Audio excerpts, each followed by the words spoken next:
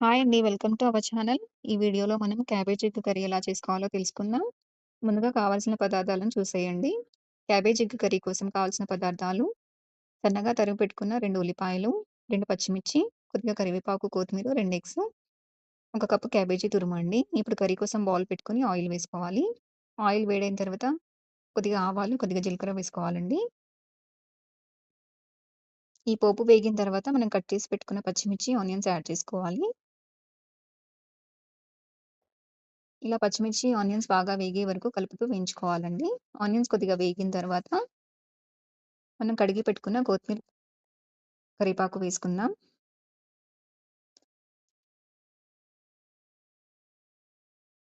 ఇలా తాలింపు మొత్తం వేగిన తర్వాత ఒక స్పూన్ అల్లం వెల్లుల్లి పేస్ట్ వేసుకోవాలండి.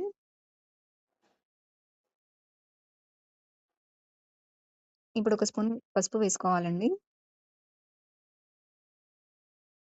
ఇలా కలుపుకుంటూ తాలింపు బాగా వేగే వరకు కలుపుకోవాలండి. ఇప్పుడు తాలింపు వేగిందనుకున్నప్పుడు మనం తురిమి పెట్టుకున్న క్యాబేజీ తురుము అందులో వేసుకోవాలండి. క్యాబేజీ తొందరగా ఉడకదు కాబట్టి కొద్దిగా వాటర్ యాడ్ చేసుకుంటే తొందరగా ఉడుకుతుంది. రుచికి సరిపడా సాల్ట్ వేసుకోవాలండి. సాల్ట్ వేసుకొని కలుపుకొని క్యాబేజీ ఉడకడానికి టైం పడుతుంది గదండీ! మూత పెట్టేసి ఒక 10 నిమిషాలు అలాగే ఉడికించుకోవాలి.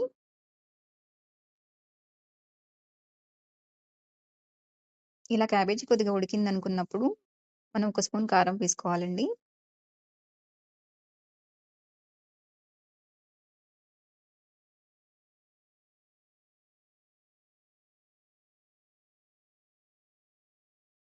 కారం వేసుకొని బాగా కలుపుకోవాలి. మనం ఇందులో ఎగ్స్ యాడ్ చేస్తున్నాం కదండీ! టేస్ట్ ఇంకా బాగా రావాలంటే కొంచెం ధనియాల పౌడర్ యాడ్ చేసుకోవచ్చు.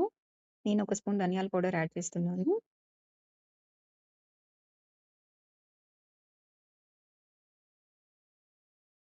కారం, ధనియాల పౌడర్ వేసుకొని బాగా కలుపుకొని కొద్దిసేపు ఉడికించుకోవాలండి.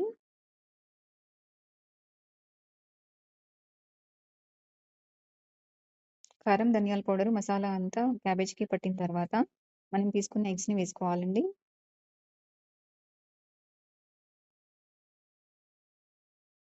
ఇలా ఎగ్స్ వేసుకొని కొంచెం కలుపుకోవాలండి. ఎక్కువ కలిపితే బాగా స్మాష్ అయిపోతుంది. కొద్దిగా కలుపుకుంటే చాలు. అదే ఉడికిపోతుంది. మనం ఎగ్స్‌ని క్వాంటిటీని బట్టి తీసుకోవచ్చండి. నేను క్యాబేజీ కొద్దిగానే తీసుకున్నాను కాబట్టి 2 ఎగ్స్ తీసుకున్నాను. క్యాబేజీ క్వాంటిటీ ఎక్కువ ఉంటే ఎగ్స్ కూడా యాడ్ చేసుకోవచ్చు.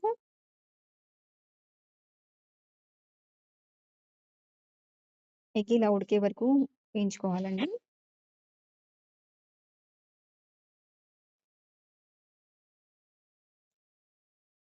కొద్దిసేపు ఉడికించుకున్న తర్వాత ఎగ్ ఇలా ఫ్రై అయిపోతుందండి.